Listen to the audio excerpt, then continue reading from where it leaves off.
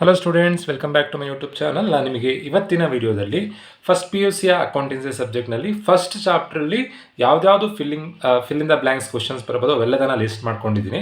ಇವಿಷ್ಟನ್ನು ನೋಡಿಕೊಂಡು ನಿಮಗೆ ಈಸಿಯಾಗಿ ನಿಮ್ಮ ಮಿಡ್ ಟರ್ಮ್ ಎಕ್ಸಾಮ್ ಹಾಗೆ ಮೇನ್ ಎಕ್ಸಾಮ್ನಲ್ಲಿ ಈಸಿಯಾಗಿ ನೀವು ಎಕ್ಸಾಮನ್ನು ಅಟೆಂಡ್ ಮಾಡ್ಬೋದು. ಫಸ್ಟ್ ಚಾಪ್ಟ್ರಿಂದ ಇವಿಷ್ಟು ಫಿಲ್ ಇನ್ ದ ಬ್ಲ್ಯಾಂಕ್ಸ್ ನೋಡ್ಕೊಂಡ್ರಾಯ್ತು. ಇಷ್ಟರಲ್ಲೇ ಯಾವ್ದಾರು ಒಂದನ್ನು ಎಕ್ಸಾಮ್ನಲ್ಲಿ ಕೇಳ್ತಾರೆ. ಫಸ್ಟ್ ಕೇಳಿರುವಂಥ question, dash is the first books on double entry book keeping. ನೋಡಿ, ಫಸ್ಟ್ ಬುಕ್ ಯಾವುದು ಅಂತಂದರೆ ಸುಮಾ ದಿ ಅರ್ಥಮೆಟಿಕಾ ಅಂತ. ಈ ಬುಕ್ಕನ್ನು ಬರೆದಿರೋದು ಲೂಕಾ ಪ್ಯಾಸಿಯೋಲಿನ ನಾವು ಫಾದರ್ ಆಫ್ ಅಕೌಂಟೆನ್ಸಿ ಅಂತ ಕರಿತೀವಿ. 1494ರಲ್ಲಿ ಈ ಬುಕ್ಕನ್ನು ಬರೆದಿರೋದು. ನೆಕ್ಸ್ಟ್ ಡೆಬಿಟ್ ಅನ್ನೋ ವರ್ಡ್ ಬಂದಿರೋದು ಇಟಾಲಿಯನ್ ವರ್ಡಿಂದ. ಡೆಬಿಟೋ ಅನ್ನೋ ವರ್ಡಿಂದ ಡೆಬಿಟ್ ಅನ್ನೋ ವರ್ಡನ್ನು ಡಿರೈವ್ ಮಾಡಿದ್ದಾರೆ.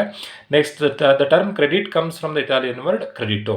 Next Kautilya ministry in the Chandragupta's kingdom. Kautilya ಅವರ ಬುಕ್ ಯಾವುದು ಅಂತಂದರೆ ಅವರು ಎಕನಾಮಿಕ್ಸ್ಗೆ ಬರೆದಿರುವಂಥ ಬುಕ್ಕು ಅರ್ಥಶಾಸ್ತ್ರ.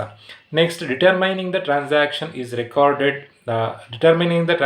To be recorded is answer identification. Next business organisation involves economic events.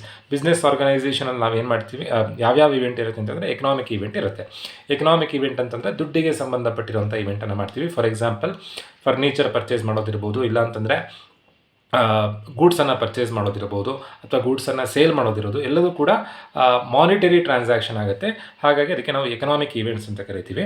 Next recording is made in a chronological order. ನಾವೆಲ್ಲದರಲ್ಲಿ ಕ್ರೊನಾಲಜಿಕಲ್ ಆರ್ಡರ್ ಅಂದರೆ ಡೇಟ್ ವೈಸಲ್ಲಿ ನಾವು ರೆಕಾರ್ಡಿಂಗನ್ನು ಟ್ರಾನ್ಸಾಕ್ಷನನ್ನು ರೆಕಾರ್ಡ್ ಮಾಡ್ತೀವಿ. So chronological order is the right answer. Next accounting is the language of the business. Next dash are the internal users of an organisation.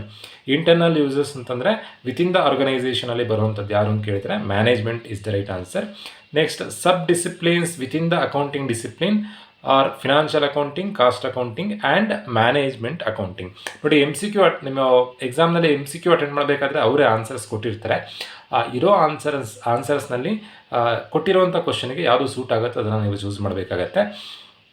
First ಚಾಪ್ಟ್ರಿಂದ ನೀವು ಇವಿಷ್ಟನ್ನು ನೋಡಿಕೊಂಡ್ರೆ ಇವಿಷ್ಟರಲ್ಲೇ ಯಾವ್ದಾದ್ರು ಒಂದನ್ನು ನಿಮ್ಮ ಮಿಡ್ ಟರ್ಮ್ ಎಕ್ಸಾಮಿಗೆ ಅಥವಾ ಮೇನ್ ಎಕ್ಸಾಮಿಗೆ ಕೇಳ್ತಾರೆ. ಹೋಪ್ ಎಲ್ರಿಗೂ ಈ 10 ಕ್ವಶನ್ಸ್ ಅರ್ಥ ಆಗಿದೆ ಅಂತ ಅಂದ್ಕೊಳ್ತಾ ವಿಡಿಯೋ ಮುಗಿಸ್ತಾ ಇದ್ದೀನಿ. Thank you.